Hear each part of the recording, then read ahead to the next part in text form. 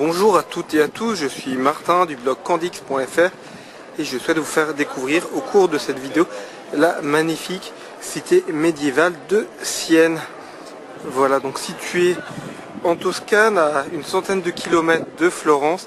Sienne fut durant longtemps la rivale de Florence. Plus petite, la ville fut souvent colonisée ou dominée par Florence, mais durant quelques siècles au Moyen-Âge, Sienne a repris le dessus, ce qui explique que de nombreux magnifiques bâtiments aient pu être construits, faisant de Sienne une ville magnifique. Et la ville de Sienne fait d'ailleurs partie du patrimoine mondial de l'UNESCO. Voilà. Donc laissez-moi vous faire découvrir la ville de Sienne au cours de cette vidéo.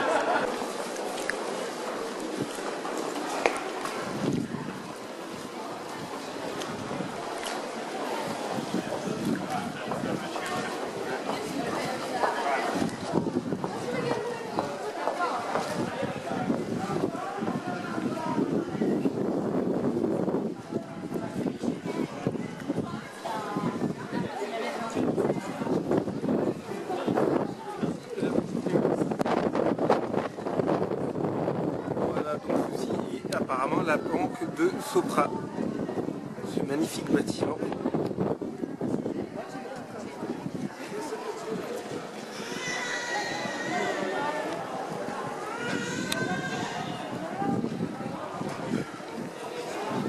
Voilà, donc là ça c'est la fameuse louve italienne, je ne sais pas si vous voyez.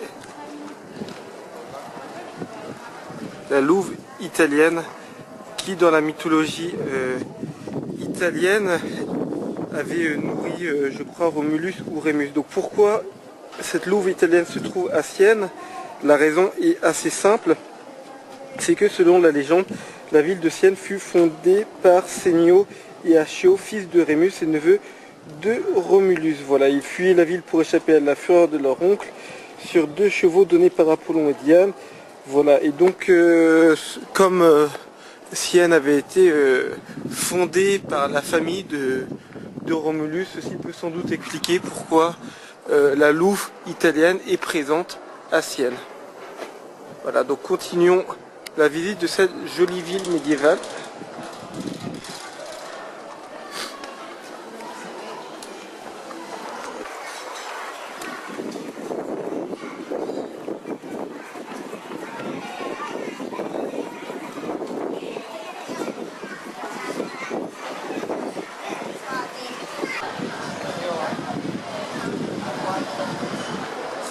La classe, les policiers qui roulent dans une Alfa Romeo.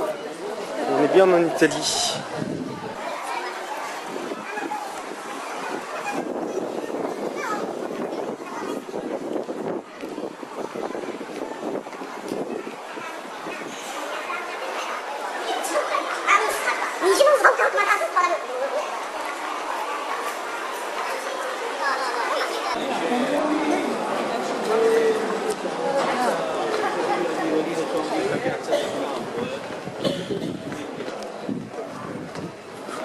Voilà, et dans quelques instants nous arrivons à la Piazza del Campo, qui est la place la plus connue, la plus touristique de Sienne. Je vais tout d'abord vous la montrer et vous expliquer pourquoi cette place est mondialement connue. Bravo.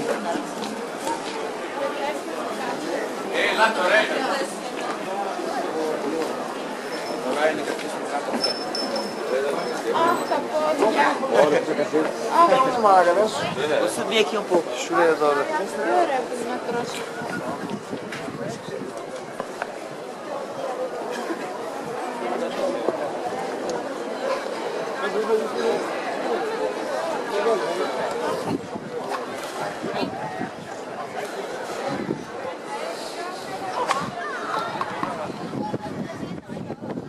On voit pas forcément très bien à cause du contre-jour et de l'importance du ciel.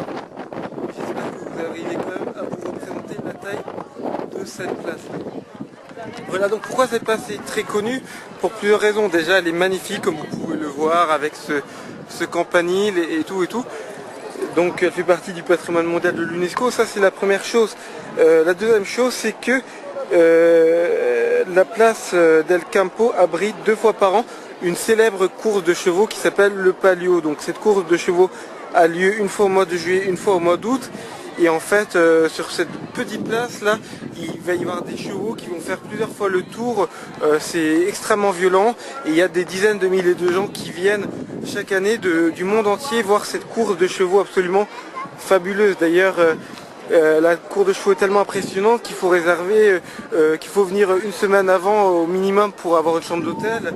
Et il faut arriver au moins une journée avant sur place pour espérer d'avoir une bonne place ou payer super cher une place sur les balcons pour pouvoir voir la course. Donc c'est vraiment une course de chevaux impressionnante. Et en fait, l'origine de la course de chevaux est assez intéressante, c'est que à la base, Bastia, c'est une ville qui a été construite sur 3 collines et qui comporte 17 quartiers, chaque quartier ayant son identité et sa culture qui lui est propre. Et donc la course de chevaux, plus qu'une simple course de chevaux, c'est une sorte de parade où chaque quartier essaie de montrer son identité, de montrer ses valeurs. Et voilà, donc c'est une course de chevaux, c'est également une course historique où chaque quartier essaie de montrer ce dont il est capable.